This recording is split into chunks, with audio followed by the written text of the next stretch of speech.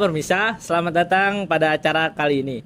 Nah, pada siang hari ini saya akan membahas tentang isu kota perempuan 30% di bidang politik. Nah, bersama saya kali ini ada 4 narasumber dan 2 tim netral. Di sebelah kanan saya ada Mbak Adel sebagai aktivis feminisme dan di sebelahnya ada Mbak Davina sebagai aktivis feminisme. Dan di sebelah kiri saya ada Bung Rocky Gerung yang sudah ahli dalam pakar politik dan di sebelahnya ada Pak Bisma sebagai aktivis politik. Nah, pada kesempatan ini kita semua ini akan membahas tentang isu kota perempuan 30% di bidang politik. Apakah isu ini merebut hak asasi manusia atau tidak? Itu akan dijawab selengkapnya di perbincangan kita pada kali ini. Oke, saya akan mulai saja. Pertanyaan yang pertama yaitu bagaimana pendapat kalian tentang isu kota perempuan 30% di bidang politik bagi tim pro dan tim kontra? Dipersilakan jawaban dan argumennya. Ya, menurut saya sebagai aktivis feminisme, kuota perempuan 30% di Parlemen Indonesia ini itu sangat tidak adil karena perempuan itu tidak hanya dipandang sebelah mata, melainkan perempuan bisa melebihi kinerja pada laki-laki. Tetapi sayangnya di Indonesia ini masih dianggap remeh ya, karena masih banyak di luar sana perempuan yang bisa mempunyai kelebihan dibandingkan laki-laki, tetapi mereka tidak bisa menyuarakannya karena mereka berada di negara Indonesia yang menganggap bahwa kaum perempuan itu berada di bawah kaum laki-laki. Padahal faktanya kinerja perempuan itu bisa melebihi laki-laki walaupun dari segi politik. Ya, baik. Saya mengerti maksud Anda tentang kesetaraan gender. Tapi menurut saya kota 30% itu sudah sangat cukup dan cukup adil. Karena kenapa? Karena bisa kita lihat dari beberapa sumber bahwa laki-laki itu lebih mendominasi di bidang politik daripada perempuan. Dan ketika perempuan diberikan tanggung jawab untuk mengisi 30% kota perempuan tersebut, banyak beberapa daerah yang tidak terpenuhi. Jadi alasan-alasan kayak gitulah yang kita ambil karena wanita tuh belum pantas untuk mengisi bangku politik. Karena kenapa? Ketika beberapa daerah diminta untuk mengisi 30%-nya, banyak yang kurang seperti 10%, 20%, bahkan ada yang sama sekali tidak ada keterwakilan wanita. Jadi kita simpulkan bahwa kota 30% itu sudah sangat cukup dan adil. Kenapa? Karena banyaknya laki-laki yang ingin ketertarikan kepada politik dibandingkan wanita. Dan menurut saya kota 30% ini cukup adil dan sudah cukup mewakilkan para suara laki-laki untuk di bidang politik. Terima kasih. Terima kasih kepada Mbak Adel dan Pak Bisma atas jawabannya. Jawabannya sungguh menarik dan sudah memunculkan perbedaan perdebatan antara pro dan kontra. Sudah terlihat jelas di sini bahwa yang mana yang mendukung pro dan mana yang mendukung kontra.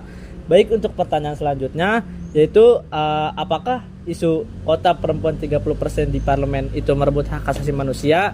Dipersilakan jawabannya bagi tim pro dan tim kontra. Oke, terima kasih atas waktunya Bung Rudi. Menurut saya sudah jelas itu jawabannya tidak benar.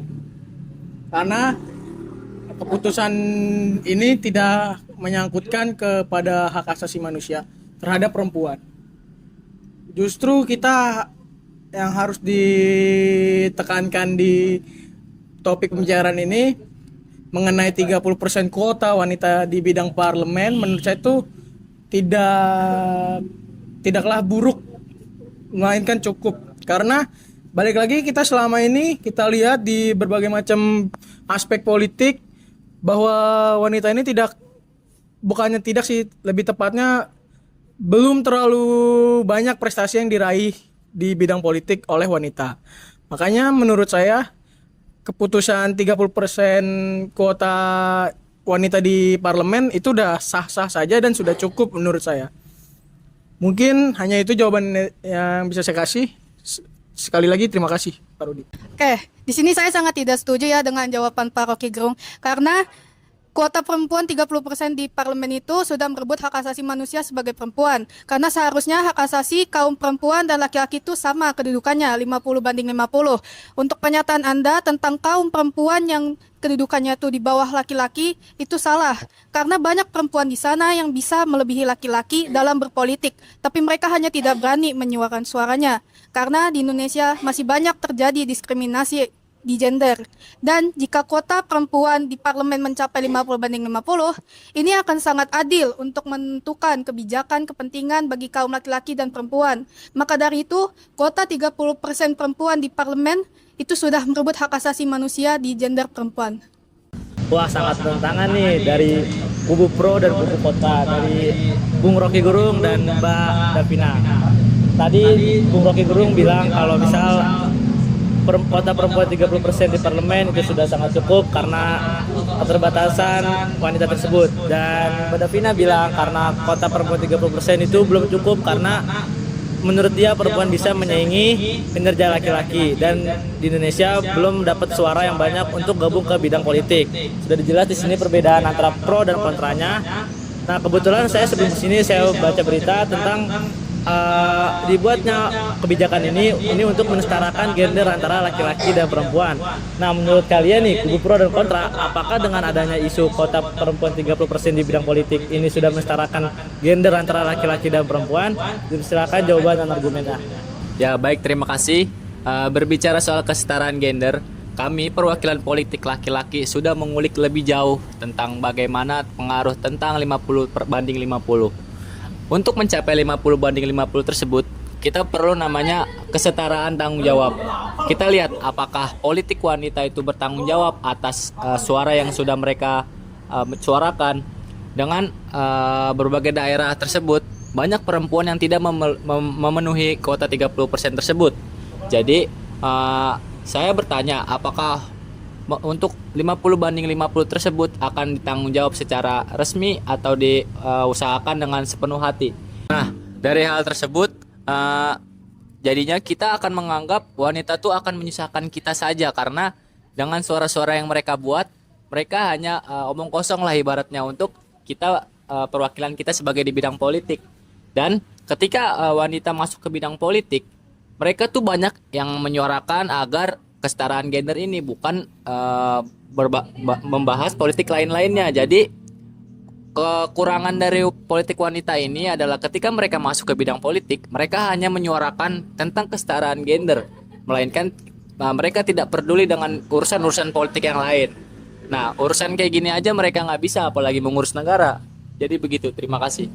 Menurut saya, kebijakan kuota perempuan 30% di parlemen ini masih belum mensetarakan kaum perempuan dan laki-laki. Karena yang namanya setara itu 50/50. Dari situ saja sudah jelas bahwa kebijakan ini tuh tidak setara. Dan saya juga yakin kalau kuota perempuan 50% tidak akan menyusahkan dan menyulitkan dari segi manapun. Justru dengan adanya kuota perempuan 50% di parlemen akan sangat membantu saat membuat kebijakan atau keputusan yang lebih adil. Karena bisa dilihat lebih dalam lagi dari segi laki-laki maupun perempuan, dan akan terciptanya masyarakat yang adil dan tentram karena tidak ada iri antar gender. Terima kasih Bapak Rudi atas waktu yang diberikan kepada saya. Oke, saya akan menanggapi pendapat dari Mbak Davina ya. Menurut saya kuota 50-50% itu di bidang parlemen tidaklah bagus. Karena ini bukan, menurut pendapat saya ini nggak membahas tentang keadilan lagi ya. Karena menurut saya dari kemampuan wanita dan laki-laki saja itu sudah jauh berbeda.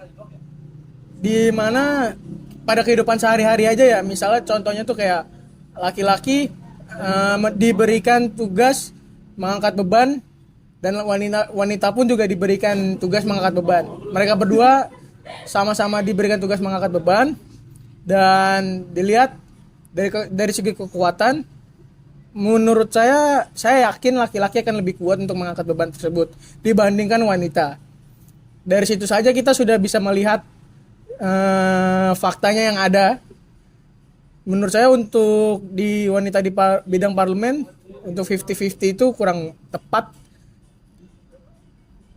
Persoalan mengangkat beban aja mereka jauh telak dibanding laki-laki, apalagi ketika diberi tugas untuk tugas dari negara yang untuk diselesaikan. Menurut saya tidak pas, lebih banyak sumbangsi laki-laki ketimbang perempuan. Oke, mungkin hanya itu saja yang bisa saya tanggapi, dan saya kembali lagi ke Bung Rudi. Ya, saya sangat yakin ya bahwa kaum perempuan ini bisa menyamakan kemampuan berpikir politik pada laki-laki dan tidak hanya menyusahkan atau merepotkan. Sebenarnya banyak sekali di luar sana kaum perempuan yang ingin terjun ke dunia politik, tetapi mereka takut adanya diskriminasi. Jadi kaum perempuan lebih memilih bekerja di bidang lain atau bekerja di luar negeri. Padahal di luar negeri itu kemampuan mereka sangat diandalkan bagi negaranya. Tetapi di Indonesia malah diperlakukan diskriminasi. Jadi gitu sih. Baik, terima kasih kepada 4 narasumber yang jawabannya dan argumennya ini sangat sungguh menarik. Yang tadi dari Pas Bisma, dia menyorakan kalau misalnya kota 30% di bidang parlemen itu sudah cukup untuk 30/70. Dan untuk Mbak Davina yang setuju kalau misal kota perempuan 30% di parlemen ini dia setuju 50-50 karena menurut dia kekuatan wanita dibanding laki-laki itu bisa setara. Dan untuk Bung Rocky, terima kasih untuk argumennya yang dia menggunakan teori kepada wanita dan laki-laki, teori angkat beban. Dan terima kasih kepada Mbak Adel yang dia menganggap bahwa perempuan itu bisa lebih kotanya 50-50, tapi karena dia di negara Indonesia jadi hanya segitu dan mendapatkan kotanya. Dan selanjutnya apakah ada tanggapan dari tim netral yang lagi di media lain? Baik, terima kasih atas kesempatannya. Tentang kuota perempuan 30% di parlemen, apakah mensetarakan perempuan, laki-laki dan perempuan?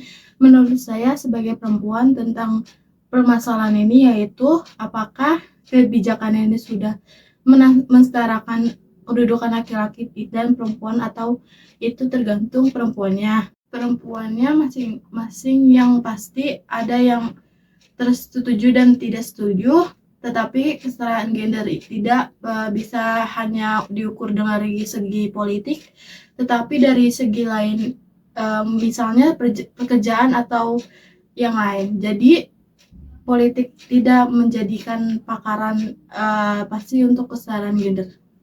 Terima kasih jawabannya kepada 4 narasumber, kepada Pak Bisma, Bung Rocky Gerung, Mbak Adel, dan Mbak Davina. Terima kasih atas argumennya tentang isu kota perempuan 30% di bidang parlemen. Nah, selanjutnya apakah ada kesimpulan atau ada pendapatan dari tim netral? Jadi kesimpulan yang saya dapat dari obrolan yang sangat indah ini bahwa kota perempuan 30% di parlemen adalah itu yang kompleks, kontrak dengan argumen yang pro dan kontrak yang kuat. Kebijakan ini dapat menjadi alat yang efektif untuk meningkatkan kaum perempuan dalam berpolitik, tetapi juga memiliki potensi kekurangan yang sangat sudah kita dengarkan tadi, tapi juga memiliki potensi kekurangan yang sudah kita dengarkan tadi, dan penting untuk diingat bahwa kota perempuan 30% parlemen bukanlah tujuan akhir, tetapi tujuan adalah memajukan negara di Indonesia di bidang politik. Terima kasih kepada Pak narasumber, terima kasih kepada Pak Bisma, Bung Rocky Gerung, Mbak Davina, dan Mbak Adel yang sudah hadir pada acara talk show kali ini yang membahas isu tentang kota perempuan 30% di parlemen. Semoga kalian berempat pulang dengan keadaan selamat dan tidak kapok-kapok lagi kembali ke sini. Akhir kata dari saya, terima kasih kepada semua. Oh ya, dan juga terima kasih kepada tim netral yang di media lain yang sudah memberikan pendapatnya sebagai warga masyarakat. Dan akhir kata, terima kasih. Wassalamualaikum warahmatullahi wabarakatuh.